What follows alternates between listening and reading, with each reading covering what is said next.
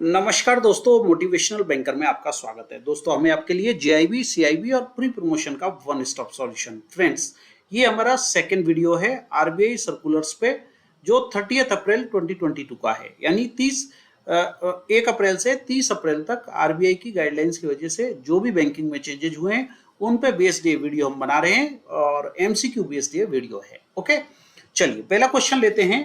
Schedule commercial bank other than RBI RRBs, regional rural banks को छोड़कर schedule commercial banks with net worth of rupees this much and above are permitted to undertake credit card business. देखिए, अभी credit card business के लिए RBI ने नए rules issue किए हैं। ओके, नए रूल्स फ्रेम किए हैं, either independently or in tie up with the other card issuing bank.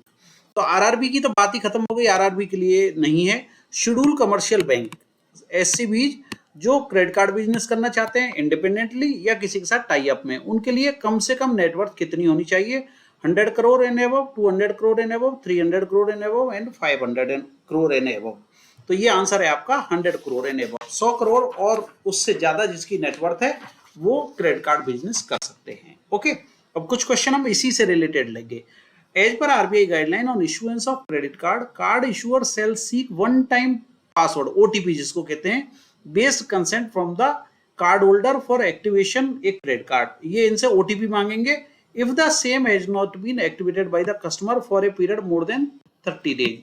अगर 30 दिन तक कस्टमर ने इसको एक्टिवेट नहीं किया है तो जो कार्ड इशूअर है वो ओटीपी मांगेगा और उसको एक्टिवेट करेगा। ओके, तो आंसर क्या आ गया आपका? 30 डेज। अब लेते हैं अगला क्वेश्चन, ये भी इसी पे बेस्ड है। As per RBI guidelines any request for closure of credit card issue किया और उसको क्लोज करना है, जो कार्ड इशूअर है उसको रिक्वेस्ट मिली है, shall be honoured with in 7 working days. पहली बात तो 7 दिन के अंदर उसको क्लोज करना है by the credit card issuer, subject to payment of all dues by the card holder. Card holder ने सारे पेमेंट जो भी ड्यूज थे पे कर दिए, तो 7 दिन के अंदर उसको क्लोज करना है। आगे देखिए, card issuer should provide an option to card holder for placing such request through either internet banking, email के थ्रू, वेबसाइट के थ्रू या IBAR के थ्रू। वो जो कार्ड होल्डर है वो अपनी रिक्वेस्ट डाल सकता है। अब देखिए, रिक्वेस्ट डाली और कार्ड इशूअर फेल हो गया उसको क्लोज करने में, failure on the part of the card issuer to complete the process within 7 working, 7 दिन में इसने क्लोज नहीं किया, तो अब क्या होगा? इस पे लगेगी पेनल्टी। किस पे? इशूअर पे। और वो पेनल्टी कितनी लगेगी? पर डे के हिसाब से, for delay payable to the customer. ये पेनल्टी कस्टमर को पेबल होगी till the closure of the account provided there is no outstanding in the account. यानी कार्ड इशूअर को पेनल्टी लगेगी अगर कार्ड होल्डर ने रिक्वेस्ट डाली है, सारे ड्यूज पे कर दिए, कुछ भी उसकी तरफ पेंडिंग नहीं है, तो 7 दिन के अंदर कार्ड इशूअर को इसको क्लोज करना है। अगर क्लोज नहीं करते हैं तो 500 रुपए पर डे के हिसाब से पेनल्टी चार्ज होगी जो कस्टमर को पेबल होगी। ओके, तो 500 रुपीज पर डे की इस पे पेनल्टी लगेगी। ये नई गाइडलाइंस आई है क्रेडिट कार्ड के लिए। अब अगला क्वेश्चन देखिए, क्रेडिट कार्ड से ही रिलेटेड है। In case an unsolicited credit card is issued, customer ने नहीं मांगा और इशू कर दिया, एग्जिस्टिंग कार्ड को अपग्रेड कर दिया and activated without the explicit consent of the recipient. Card जो जिसके फेवर में कार्ड इशू किया गया उसकी कंसेंट ही नहीं है, and the letter is billed for the, और आपने बिलिंग भी कर दी उसकी। The card issuer shall not only reverse the charges forthwith but also pay penalty without demur to the recipient amount. देखो, सिर्फ उसको जो चार्ज लगाए वो तो रिवर्स करनी ही है, उसके अलावा उसको पेनल्टी भी लगेगी। और पेनल्टी कितनी लगेगी? 5000 plus value of the charge reverse, twice of the value of charge reverse, thrice of the value of charge reverse और नो पेनल्टी।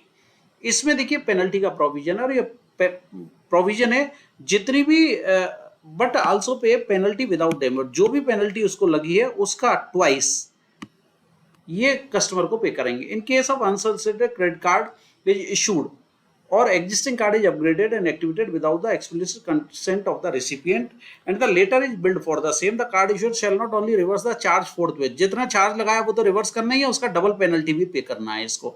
ओके, तो आंसर क्या आ गया? Twice the value of the charge reversed. इसके अलावा इनके लिए guideline issue की है, इनके लिए टाइमिंग भी सेट किया है कि ये कब कॉन्टेक्ट कर सकते हैं। इनके रिप्रेजेंटेटिव जो हैं, the card credit card issuers representative shall contact the customer only between this time, 7 बजे से लेके शाम को 7 बजे तक, सुबह 10 बजे से लेके शाम को 7 बजे तक, सुबह 10 बजे से लेके शाम को 8 बजे तक और सुबह 9 बजे से लेके रात को 7 बजे तक। तो ये आंसर है आपका सुबह 10 आवर्स से लेके 19 आवर्स तक, यानी सुबह 10 बजे से लेकर शाम को 7 बजे तक ही कांटेक्ट कर सकते हैं, उसके बाद में कांटेक्ट नहीं कर सकते। जो क्रेडिट कार्ड के फोन आते हैं ना आपके और हमारे पास में, ये उससे रिलेटेड गाइडलाइन है। ठीक है, चलिए नेक्स्ट क्वेश्चन ले रहे हैं। RBI has recently reduce the net worth requirement for operators under Bharat bill payment system to कितनी? देखिए पहले ये रिक्वायरमेंट थी 100 करोड़ की। किसी को भी बिल पेमेंट का ये लेना है, बिल पेमेंट ऑपरेटर बनना है, तो उसके लिए रिक्वायरमेंट थी मिनिमम 100 करोड़ की। अभी देखो क्या हो गया है, बिल पेमेंट का वॉल्यूम बढ़ रहा है धीरे धीरे, तो एनपीसीआई चाहती है कि बीबीपीएस जो भारत बिल पेमेंट सिस्टम है उसको ज्यादा से ज्यादा पेनिट्रेट किया जाए और नए नए पार्टिसिपेंट्स इसमें जुड़े। तो अभी जो नेटवर्थ रिक्वायरमेंट 100 करोड़ थी उसको घटा के कर दिया है 25 करोड़ रुपए, ताकि नए नए ऑपरेटर्स इसमें जुड़ेंगे, नए बिल पेमेंट ऑपरेटर्स इसमें जुड़ेंगे, और उससे क्या होगा कि कस्टमर को इसमें ज्यादा से ज्यादा फैसिलिटी मिलेगी। तो अभी रिक्वायरमेंट कितनी हो गई? 25 करोड़ रुपीस की। काफी इंपॉर्टेंट क्वेश्चन है, इसको ध्यान रखें। नेक्स्ट क्वेश्चन ले रहा हूं, question number 7। At present the extent of counter cyclical capital buffer CCyB जिसको कहते हैं, requirement stipulated by RBI for Indian bank as 1% of tier 1, 2.5% of tier 1, 0 to 2.5% of total capital or nil presently. देखिए अभी जो buffer चलता है हमारा वो है कैपिटल कंजर्वेटिव बफर, सीसीबी जिसको कहते हैं, कैपिटल कंजर्वेशन बफर, और ये है हमारा 2.5% का। ये जो काउंटर साइकिल कैपिटल बफर है ये है, अभी तक था निल, आगे भी ये निल रहेगा। परंतु ये क्वेश्चन क्यों लिया गया? फिर सवाल ये कि क्वेश्चन क्यों लिया गया? जब निल था और निल ही रहेगा तो क्वेश्चन, इसको time to time RBI review करती है, क्या काउंटर साइक्लिकल कैपिटल बफर की रिक्वायरमेंट है। तो आरबीआई ने अभी रिसेंटली इसको रिव्यू किया और आरबीआई का कहना है कि अभी काउंटर साइक्लिकल कैपिटल बफर की रिक्वायरमेंट नहीं है, सिर्फ कैपिटल कंजर्वेशन बफर जो है उसी की रिक्वायरमेंट है। तो ये निल था और अभी भी निल रखा गया है, तो प्रेजेंटली ये कितना रहेगा? निल रहेगा। ओके, अगला क्वेश्चन लेंगे। IRDAI has recently increased exposure limit of insurance companies to banking, financial services and insurance, BFSI जिसको बोलते हैं sector, to this % of their total investment asset। देखिए अभी क्या हुआ है, LIC का IPO आ रहा है, आपको पता है LIC का IPO आ चुका है इनफैक्ट, तो उसमें बाकी कंपनीज भी अपना साइजेबल इन्वेस्टमेंट कर सकें, इसलिए इस लिमिट को 25% से बढ़ाकर इन्होंने कर दिया है 30%।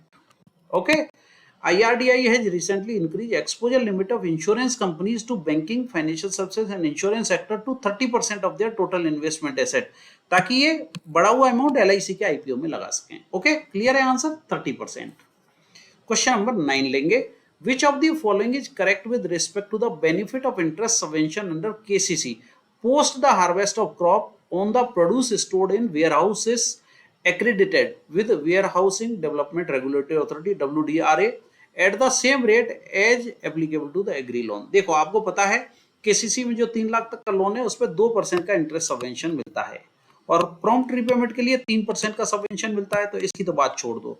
तो इनका कहना है कि 2% का सबवेंशन है ये पोस्ट हार्वेस्टिंग के लिए, अगर कोई भी किसान जो है अपनी जो प्रोड्यूस है उसको वेयर हाउस में स्टोर करना चाहता है, तो उसके लिए कुछ कंडीशंस हैं, अगर वो फुलफिल करते हैं तो ये 2% का सबवेंशन वहां भी मिलेगा।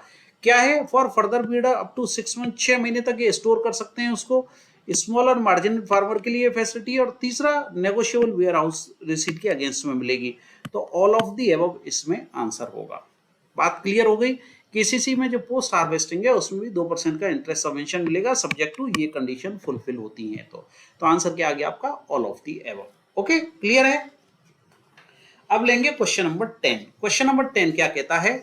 As per directives of market regulator SEBI with effect on 1 May 2022, individual investor can use UPI for payment up to rupees this much in case of public issue of equity shares and convertibles. अब तक ये limit थी 2 लाख रुपए, जिसको 1 मई 2022 से कर दिया जाएगा 5 लाख रुपए। यूपीआई के थ्रू 5 लाख रुपए तक आप इन्वेस्ट कर सकते हैं रिटेल कैटेगरी में, इंडिविजुअल इन्वेस्टर्स। ओके, जो आईपीओ में हम पैसा लगाते हैं, हम आईपीओ में पैसा लगाते हैं, अभी तक लिमिट थी 2 लाख रुपए की यूपीआई से, जिसको बढ़ा के अभी कर दिया जाएगा 5 लाख रुपए, और ये कब से होगी? 1 May 2022 से। क्लियर है आंसर? तो 5 लाख रुपए। Next question, which of the following is not correct with respect to standing deposit facility. First video में मैं एसडीएफ के बारे में आपको काफी डिटेल में बता चुका हूं। SDF balance shall report, bank shall report SDF balance in as cash in hand, बिल्कुल ठीक बात है। Balance held in by bank with RBI under the SDF shall be eligible for CRR maintenance, ये गलत है। Balance held by the bank with the regulator under the SDF shall be eligible for SLR और none of the above. देखिए इसमें से गलत कौन सा है? गलत है ये, ठीक है, यही पूछा ना, not correct.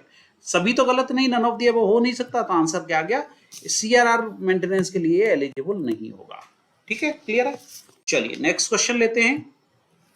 Expert committee on longevity finance has recommended setting up a first global longevity hub at which center?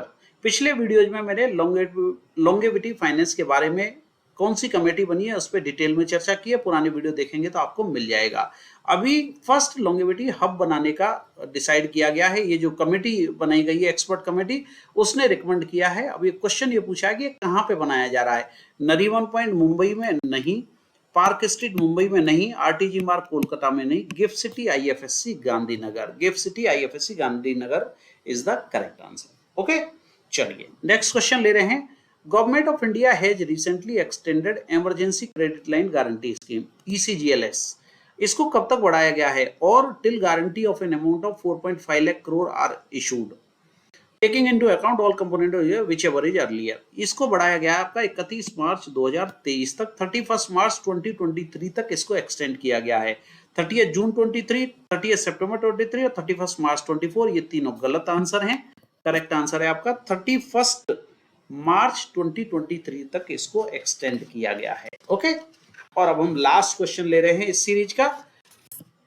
Last question है हमारा, which bank has been adjudged best performing bank in SHG linkage by Deendayal Antyodaya Yojana NRLM, DNRLM जिसको कहते हैं, उसमें linkage के लिए किस bank को बेस्ट परफॉर्मिंग बैंक डिक्लेयर किया गया?